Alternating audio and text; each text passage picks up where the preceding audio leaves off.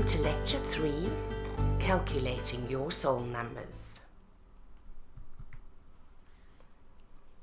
So let's have a little recap. In Lecture 2 we learned that each number from 1 to 9 has an energy that relates to the Tao, that is connected to the fundamental building blocks of creation.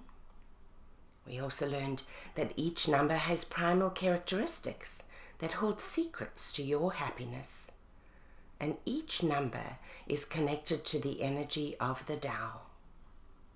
Numbers have energy. They have fundamental energy, and you're going to uncover the secrets to your own personal and unique soul numbers.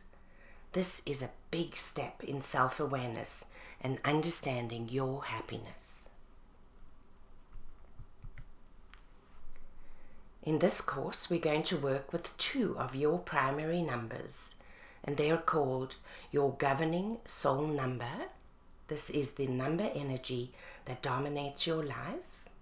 And the second one is your Next Best Step SoleNumber, which is the most active number energy for the current year. I'll show you how to calculate these numbers using your date of birth, and also guide you to understand what they mean for you and your happiness. Let's get started with your Governing Soul Number. So this number is about you living a happy life and growing with ease.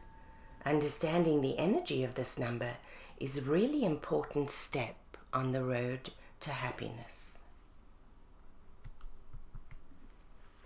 Here's what you're going to learn by knowing your Governing Soul Number. It starts with the definition of the number energy. You'll also learn about your life's journey, about the light beliefs and the limiting dark beliefs attached to your Governing Soul Number. You'll study the light characteristics of your number as well as the dark ones. So these characteristics that impact how you feel, what you think about, and how you behave. You'll also receive some practical steps for living in the light of your Governing Soul Number. And then just for fun, I've also included bonus energy sources for each number 1 to 9 that include your gemstone, your color, and your essential oil.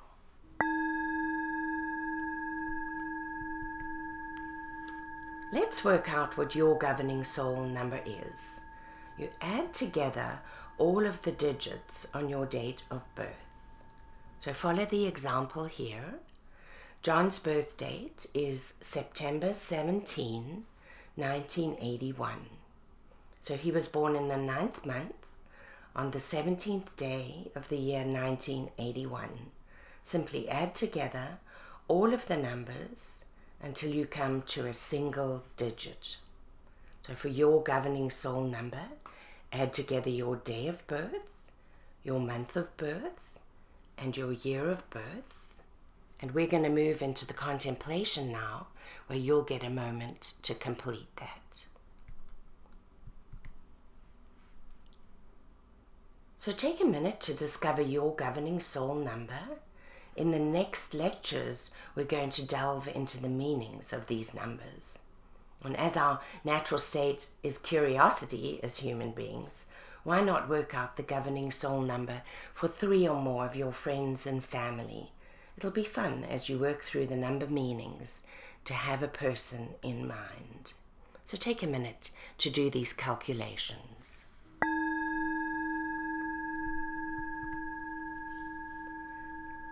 Let's also work out what your Next Best Step Soul Number is.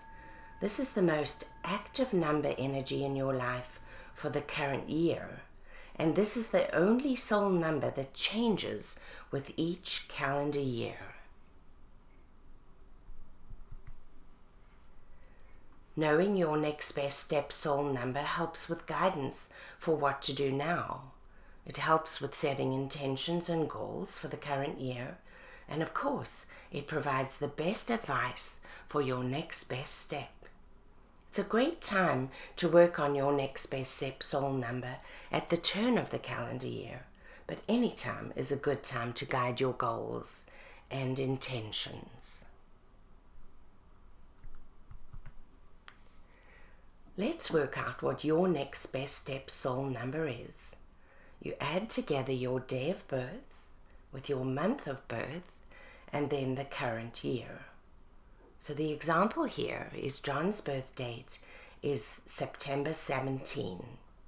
So he was born in the 9th month on the 17th day, and this year is 2017.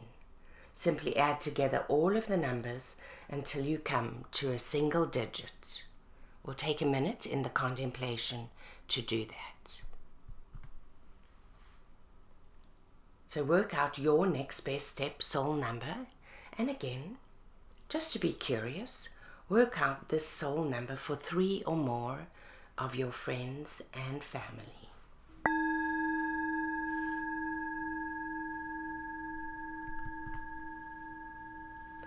The upcoming lectures are going to deal with each of the governing soul numbers 1 to 9, as well as the next best step soul numbers 1 to 9.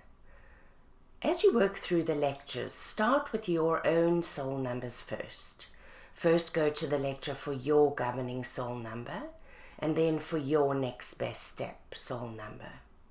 Once you've become really familiar with your own numbers, completed the contemplations, and worked out how to use the tools, only then move on to the lectures for soul numbers of friends and family. Sometimes looking at the number energy of those other numbers is a great way to see the differences between you and others. In fact, it can be a really fast way to get connected to your own soul numbers. You can really look at this other information and say, gosh, that's not me at all. Occasionally, I have found people who don't connect with the information about their numbers. They think that they're a better match for different numbers. In most instances, this disconnection from your governing soul number, the dominant number energy in your life, it could be the single biggest reason for your unhappiness. But I urge you to have an open mind during the lectures. Work to take the steps to make this connection.